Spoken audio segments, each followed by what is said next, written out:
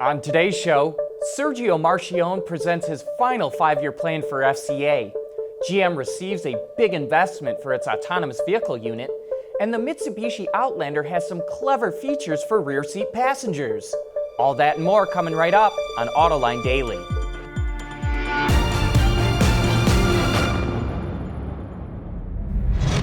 This is Autoline Daily, the show for enthusiasts of the global automotive industry. FCA CEO Sergio Marchionne presented his final 5-year plan for the company in Italy before he retires next year. And not surprisingly, as Reuters reports, the focus will be on SUVs, pickup trucks, and electrified vehicles. By 2022, Jeep will introduce 9 new vehicles to its lineup, offer 4 battery electric models, and stop selling diesels in Europe. Ram is targeting a 30% increase in its global sales and aiming to become the second largest commercial vehicle brand in North America. Maserati will introduce new hybrid and electric models to its lineup and use engines from Ferrari. Alfa Romeo will also introduce electrified vehicles to its lineup and has set a goal to more than double its sales to 400,000 units by 2022. That's up from the 170,000 it's expected to sell this year.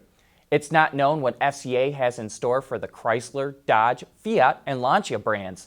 That's because the all-day-long presentation is being presented in 2 halves. And as of this taping, we've only learned about what was presented in the first part. We'll have more about FCA's 5-year plan next week. But in other FCA news, the company announced it's expanding its autonomous partnership with Waymo. FCA is currently supplying Chrysler Pacificas to Waymo, which it is equipping the minivans with its self-driving technology for its own ride-hailing service.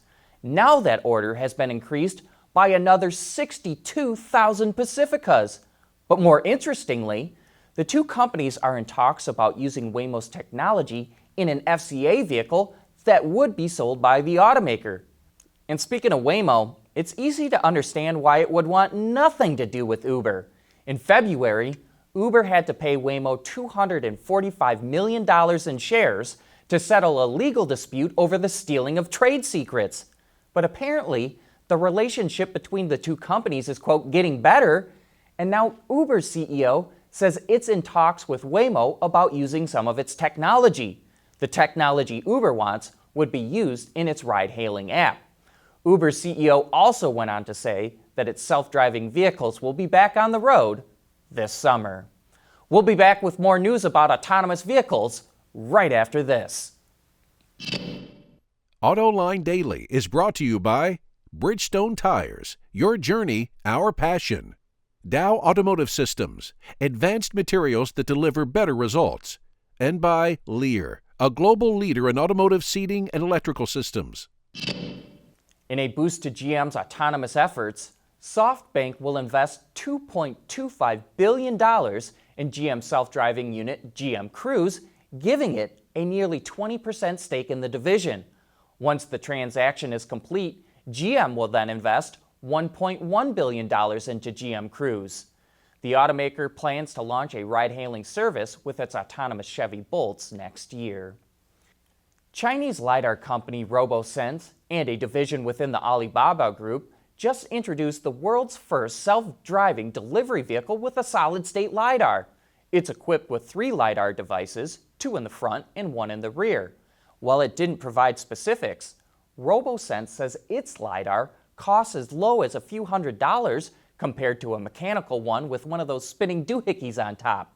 Solid-state Lidar is also more compact, making it easier to package into the car, which should allow for the mass production of self-driving cars.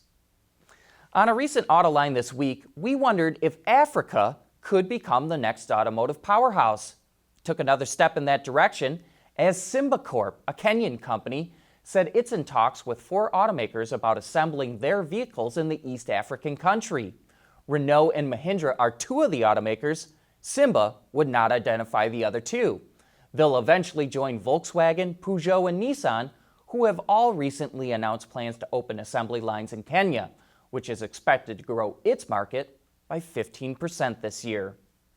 Coming up next, the Mitsubishi Outlander has some backseat tricks you won't find in other CUVs. Lighter, safer, stronger, quieter, and more sustainable. Tell us where you need to go, and we'll help you get there. Dow Automotive Systems.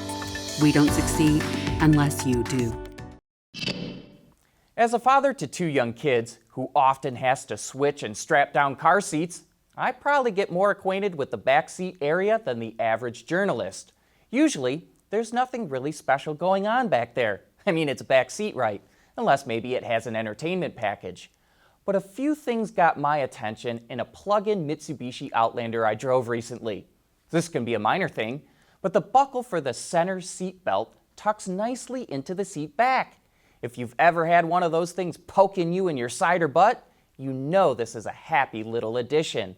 Another thing you won't find on a number of other CUVs is a reclining rear seat back. In this case, the same handle that allows the seat back to fold forward also lets it recline into 3 different positions. Something I was not very impressed with, though, is the support braces that help hold up the rear seat bottom when it's flipped up for a flat load floor. As you see in the short video, the seat really shakes around loosely after you release it. If you didn't use that feature very much, probably wouldn't matter. But if you did, I'd be concerned about long-term durability. And you know what, I have to admit, for a long time, I've thought of Mitsubishi as a cheap brand. And while yes, there were a few points that indicated this, like the rear seat braces, poor paint quality on the wheels, and a goofy place to put the park button because you have to reach around the shifter to push it, there are some other points Mitsubishi really nailed. The soft touch materials are in all the right places, the doors make a really good thudding noise when they close, and the turning radius seemed impressive. I've got to say, this vehicle changed my view of the brand. I now think of it a little more highly. And if it was off yours, I think you should put Mitsubishi back on your radar as well. That's it for today. Thanks for watching. Have a great weekend. We'll see you here again on Monday.